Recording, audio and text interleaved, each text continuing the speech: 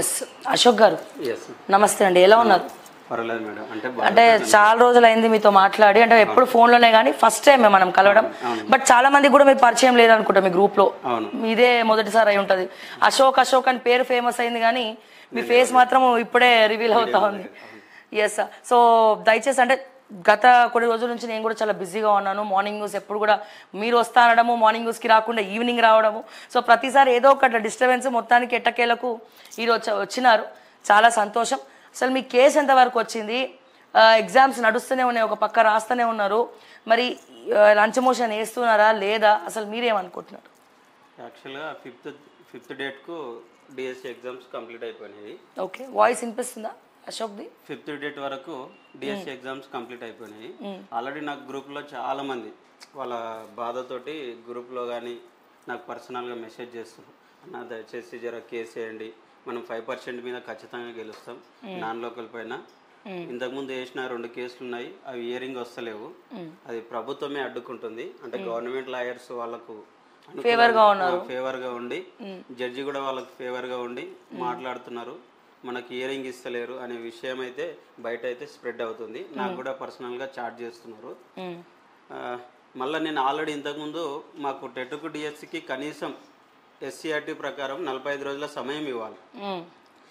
కనీసం 45 రోజుల సమయం ఇవ్వకుండా కేవలం 30 రోజుల సమయం ఇచ్చి, ఆ 30 రోజుల సమయంలో మళ్ళీ 13 రోజులు వివిధ ఎగ్జాములు రాసినాం మధ్యలో. కనీసం ఆ ఎగ్జాములు రాకుండా ఉంటేనన్నా మేము ఎగ్జామ్ సంతోషంగా హ్యాపీగా ప్రిపేర్ అయినంత వరకు, జాబ్ రాకపోయినా పర్వాలేదు కానీ ఒక సంతోషంగా ఎగ్జామ్ అనేది రాస్తుంటుంది. అది లేకుండా మధ్యలో కొన్ని ఎగ్జామ్ కండక్ట్ చేసి ఒక 13 డేస్ వేస్ట్ చేసి కేవలం 17 డేస్ టెట్కు డిఎస్సికి సమయం ఇచ్చి మమ్మల్ని ఎగ్జామ్ రాయమన్నారు. ఇక ధర్నాలు చేసినాం, రాస్తారోకలు చేసినాం, విద్యాశాఖ ముట్టడి చేసినాం, మేము ఏమేమి చేయాలనో అవి ప్రయత్నాలు చేసినాం. గవర్నమెంట్ అయితే ఎలాంటి రెస్పాండ్ కాలేదు. కనీసం మా ముందుకు వచ్చి మాట్లాడి సమస్య ఇది ఉంది, ఇట్లా చేస్తే ఇట్లా ప్రాబ్లం అవుతుంది, ఒకవేళ మీ ఎగ్జామ్ మేము పోస్ట్ పోన్ అయితే ఫ్యూచర్ ఇట్లా పిల్లలకు ఇట్లా ఖరాబ్ అవుతుంది, అంటే వాళ్ళ ఫ్యూచర్ దెబ్బతినే అవకాశం ఉంటుంది, లేదంటే మేము ఆల్రెడీ స్లాట్ బుక్ అయినాయి ఎగ్జామ్ సెంటర్లు, అవన్నీ ప్రాబ్లం అవుతాయని ఏదో ఒకటి మా ముందుకు వచ్చి చెప్పినా మేము సంతోషించే వాళ్ళం. కనీసం నిమ్మకు నీరెత్తినట్టు మమ్మల్ని పట్టించుకోకుండా, మీడియా ముందుకు రాకుండా, మాతోడు కలవకుండా, మాట్లాడకుండా చేసి కనీసం మాకు రెస్పాండ్ అని అయితే మేము ఈ ధర్నాలన్నీ బంద్ చేసుకొని ఖచ్చితంగా ఉన్న 17 డేస్ అన్నా ప్రిపేర్ అయ్యేవాళ్ళం. కనీసం దానికి కూడా రెస్పాండ్ కాలేదు గవర్నమెంట్. ఆ ఉద్దేశం చేత లాయర్ని పట్టుకొని, కరుణాసాగర్ లాయర్ని పట్టుకొని కోర్టులో కేసు వేయడం జరిగింది. ఇంతకుముందు 15th డేట్ రోజు వేసినాము, 16th రోజు హియరింగ్ వచ్చింది. కేసు యాక్చువల్గా గవర్నమెంట్ కూడా మేము ఒక 2-3 డేస్ ముందు వేసేది కేసు, లేట్గా అప్రోచ్ అయినాం. ఎందుకంటే మాకు ఆల్రెడీ ఇంతకుముందు వేసిన 2 కేసులు ఉండే, ఆ 2 కేసులు హియరింగ్ వస్తాయి అని ఒక ఆశ ఉండే మాకు. ఆ హియరింగ్ రాలేవు. ఇక తప్పని పరిస్థితుల్లో మళ్ళీ ఒక కేసు వేయడం అనేది జరిగింది. ఇక జడ్జి అయితే చెప్పిండు ఆల్రెడీ, జర ముందు అప్రోచ్ అయితే బాగుండే అనే విషయం కూడా చెప్పిండు. కాకపోతే గవర్నమెంట్ లాయర్ ఆల్రెడీ ఎగ్జామ్స్ జరుగుతున్నాయి, already 2.4 lakhs candidates already hall ticket download చేసుకున్నారు, వాళ్ళు ఎగ్జామ్ రాస్తున్నారు, ఇప్పుడు పోస్ట్ పోన్ చేయలేం అనే విషయం అయితే చెప్పిండు గవర్నమెంట్ ఫేవర్గా ఉన్నటువంటి లాయర్. ఆల్రెడీ మా వాళ్ళు కూడా కౌంటర్ ఇచ్చిండ్రు, అడ్వకేట్ కూడా కౌంటర్ ఇచ్చిండు. ఇది జీవితాలకు సంబంధించిన, ఇది టీచర్ జాబ్ అనేది కేవలం ఉద్యోగం కాదు, అది ఒక ప్రొఫెషన్, అది జీవితాంతం అదే. అంటే అది మేము ఒక ఏమంటారు, ఒక సేవ దృక్పథంతో ఈ జాబ్ అనేది ఇంట్రెస్ట్ చూపుతాం అంతే తప్ప ఏదో Group 1 ఎగ్జామ్, Group 2 ఎగ్జామ్లలో దీన్ని ఇంట్రెస్ట్ అయితే చూపరు ఎవరు. ఎందుకంటే డిఎస్సికి చదివే ఆస్పిరెంట్ ఎవరైనా గ్రూప్స్కి చదవరు, మోస్ట్లీ 90% ఎవరు చదవరు, మోస్ట్లీ ఒక 10% మాత్రమే చదువుతారు, అదొకటి. మళ్ళీ ఏంటంటే ఇప్పుడు ఏ సిబిటి ఎగ్జామ్ తీసుకున్నా మాకు ఇప్పుడు వచ్చిన సమస్యలు ఏంటి అంటే, ఒకటి నార్మలైజేషన్, ఒకటి 5% లోకల్ నాన్ లోకల్ కోటా. ఇప్పుడు నేను తెలుగు మీడియం ఉన్నా, తెలుగు మీడియంలో ఒక డిస్ట్రిక్ట్లో అప్లై చేసినప్పుడు నాన్ లోకల్ కోటా కూడా నేను ఎలిజిబులే. ఆ ఎలిజిబుల్ అనేది ఇప్పుడు నోటిఫికేషన్లో మెన్షన్ చేయలేరు. అది ఒక నాన్ లోకల్ కోటాలో ఉన్నటువంటి జాబ్కు నేను ఎలిజిబుల్ అవుతలేను ఇప్పుడు. అది ఆల్రెడీ నాకు రాష్ట్రపతి ఇచ్చినటువంటి ఉత్తర్వులనే మెన్షన్ చేసేది. ఆల్రెడీ నువ్వు నాన్ లోకల్కు ఒక ఎంతో కొంత పర్సంటేజ్ నువ్వు ఎలిజిబుల్ అని ఆల్రెడీ యాక్ట్ కూడా ఉంది. అది ఆల్రెడీ 1985లోనే వచ్చింది యాక్ట్. అప్పటి నుంచి 2017 డిఎస్సి తీసుకుంటే అప్పుడు 20% నాన్ లోకల్ కోటా ఉండే. మళ్ళీ ఓన్ డిస్ట్రిక్ట్లో అప్లై చేస్తూ మళ్ళీ తెలంగాణలో ఉన్న ఏ డిస్ట్రిక్ట్లో కూడా అప్లై చేసుకునే అవకాశం ఉండే 2017 డిఎస్సిలో. మళ్ళీ 20% నాన్ లోకల్ కోటా ఉండే 2017లో. ఇప్పుడు 2024లో అసలు నాన్ లోకల్ కోటానే లేదు, అసలు 5% అని మెన్షన్ చేసిర్రు. అప్లై చేసుకునే పర్మిషన్ ఇవ్వలేదు అసలు. నోటిఫికేషన్లోనేమో 5% ఉంది, అప్లై చేసుకునేకనేమో ఆప్షన్ లేదు.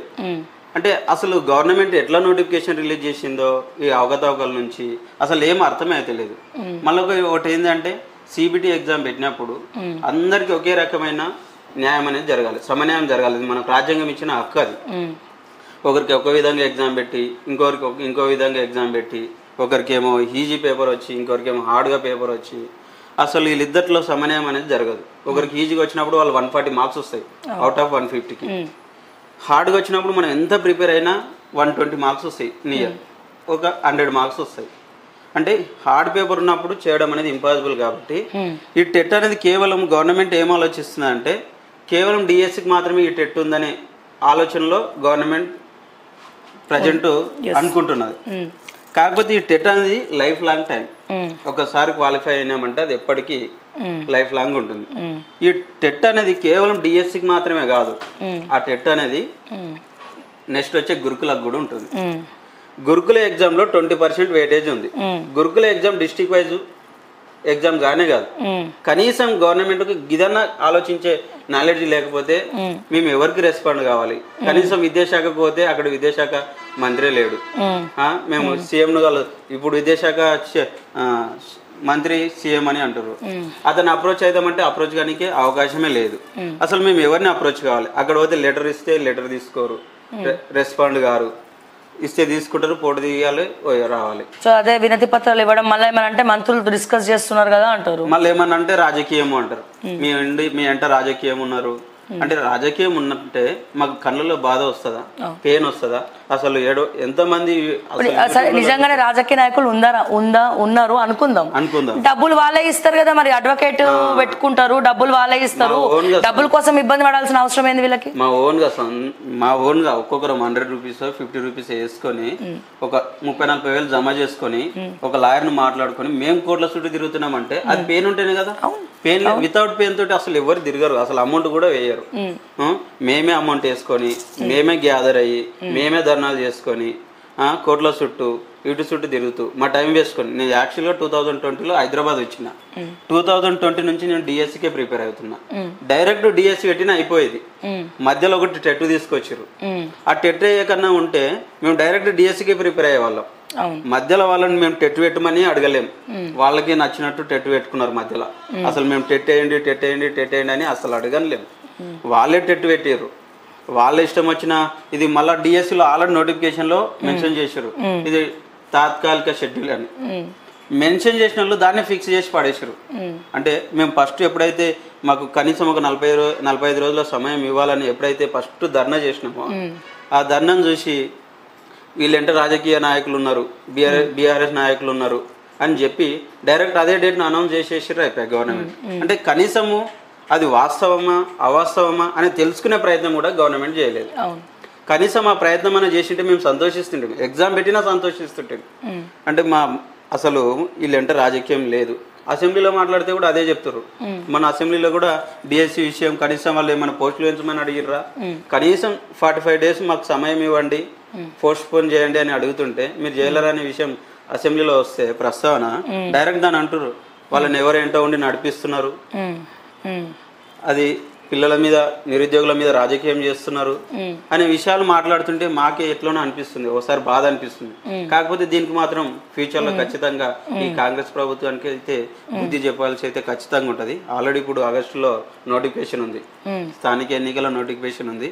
ఖచ్చితంగా అందరు కూడా ప్రిపేర్ అయ్యారు ఏమేం చేయాలి గవర్నమెంట్కు. స్థానిక ఎన్నికల్లో ఖచ్చితంగా డిఎస్సి ఆస్పిరెంట్ తరఫున బుద్ధి చెప్పాలనే ఉద్దేశంతో కూడా మేము కూడా ఉన్నాము. దానికి కావాల్సిన ప్లానింగ్ కూడా వేస్తున్నాము, గవర్నమెంట్కి కూడా హెచ్చరిస్తున్నాం. భయపడేది ఏం లేదు, మనకు ఆల్రెడీ రాజ్యాంగం ఇచ్చింది, పోరాడితే పోయేది ఏం లేదు, బానిస సంఖ్య లేదు తప్ప అని.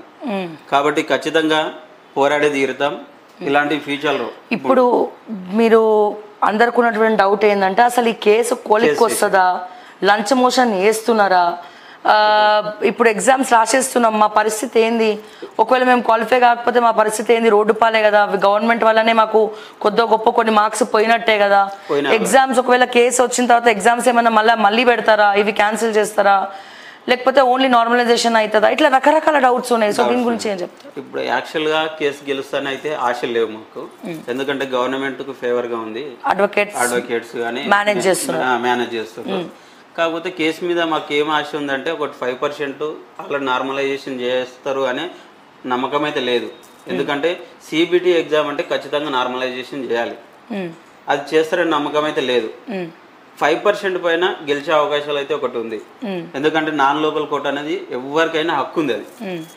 కాకపోతే దాని మీద ఆల్రెడీ 2 కేసులు ఉన్నాయి, అవి హియరింగ్ వస్తలేవు అంటే మాకే ఏం చేయాలని అర్థం అయితే లేదు. ఎందుకు వస్తలేవు? అడ్వకేట్ లోపమా?